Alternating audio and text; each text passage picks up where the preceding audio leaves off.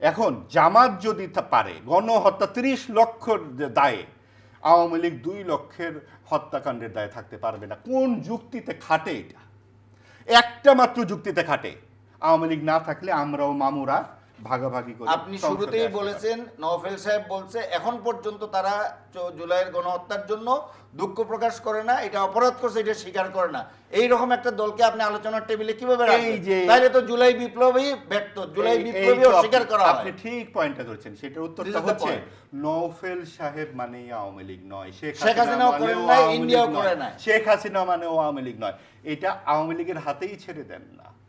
আপনি যখন একটা সরকার, ভাই ঠান্ডা মাথায় শুনেন, অন্তর্বর্তীকালীন সরকারের উচিত ছিল এই কথাটি বলা যে তোমার হাত রক্তাক্ত এই ২০০০-এর, তোমার হাত রক্তাক্ত ৩০ লক্ষের, তোমরা যার যার দায় মিটায় আসো টেবিলে, না পারলে আইসো না।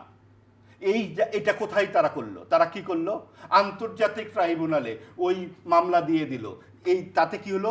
দুটাই খর্বকার পেল। আওয়ামী লীগের বিচার কোন বিবেকী মানুষ চাবে না? আওয়ামী লীগের নেতৃত্বের বিচারটি এই যারা, তার মানে কি আওয়ামী লীগের এই ৭০ বছরের কর্মকাণ্ড ভুল হয়ে গেল? মুক্তিযুদ্ধের নেতৃত্ব দানের কারণে তাকে এখন হত্যাকারী বলে বলা হবে?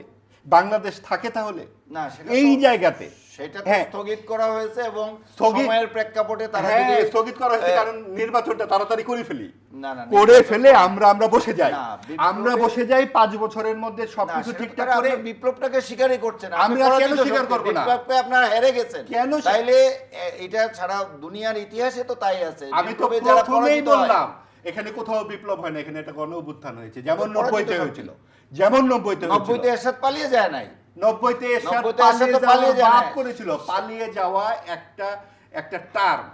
এখন আপনি কিভাবে পালিয়ে গেছে এটা নিয়ে তো আমি তার পিছনে ধাওয়া করব না। ৯০-তে এরশাদ ১৪০০ লোককে হত্যা করে না, ৩০,০০০ লোককে আহত করেনি। তাহলে ৩০ লক্ষ লোক করার পরে তার সঙ্গে ২০ বছর কিভাবে আপনারা ভাগাভাগি করে সরকার করলেন? তখন আপনাদের এই প্রশ্ন আসে। অবশ্যই এই প্রশ্ন আসছে, এখনো আসছে। তাহলে এখন কিভাবে আপনারা ক্ষমা চাওয়ার জন্য বলা হচ্ছে তারা ক্ষমা চেয়েছে, একসাথে সরকার ভাগাভাগি করতে পারে, ক্ষমা চেয়েছে। সেই ক্ষমাটা কেন আওয়ামী লীগকে চাইতে বলা হয় না? যে আওয়ামী লীগ তো চাচ্ছে না। ভাই আমার আপনার কাজ কি আওয়ামী লীগের হয়ে কাজ করা? আমাদের কাজ হলো আহ্বান জানানো। আমাদের কাজ হচ্ছে বুদ্ধিবৃত্তিক জায়গা থেকে নৈর্ব্যক্তিক ভাবে দেখাটা, একই দেখা। আপনি একই চোখে জামাত এবং আওয়ামী লীগকে দেখবেন, বিএনপি কে দেখবেন।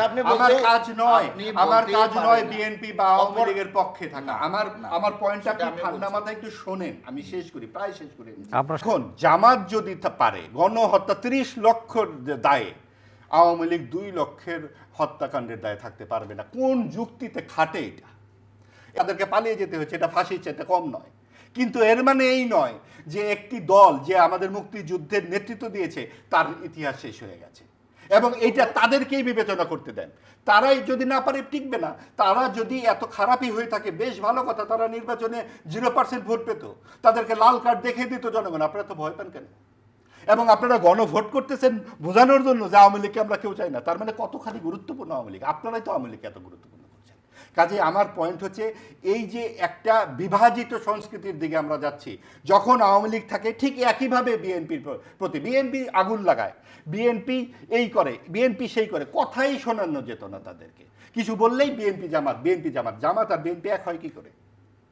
একসাথে কিন্তু বলা হয়েছে সব সময়। এখন কি হয়? এখন আমি বললাম, আমাকে কিন্তু বলা হচ্ছে আপনারা, তার মানে আমাকে আওয়ামী লীগের মধ্যে ফেলে দেওয়া হলো। আপনাকে আমার মনে হচ্ছে আপনি বিএনপির স্টেক হোল্ডার। আপনি তো বিএনপির পক্ষে কথা বললেন শুরুতে সবচেয়ে বেশি, কিন্তু এখনো বলছি। আপনি তো বললেন না, আমি বিএনপি এবং আওয়ামী লীগকে একসাথে রাখতে চাচ্ছি। জি, একসাথে রাখতে চাচ্ছি। কাকে কাকে? বিএনপি এবং আওয়ামী লীগকে একসাথে নির্বাচনে থাকতে। সে তো জামাত আর আওয়ামী লীগও তো একসাথে নির্বাচন করেছে, একসাথে আন্দোলন করেছে, একসাথে করেছে। আমরা সবাইকে একসাথে, আমি তখনও কিন্তু বিএনপি জামাতের আমরা পারবে বলার মতো, হ্যাঁ এই জন্যই সবাই পারবে না দক্ষিণপন্থীরা। আপনি তো খেলতে চান না, না খেলে ফাঁকা মাঠে গোল দিতে। ফাঁকা মাঠে কেন? ফাঁকা মাঠে আপনাদের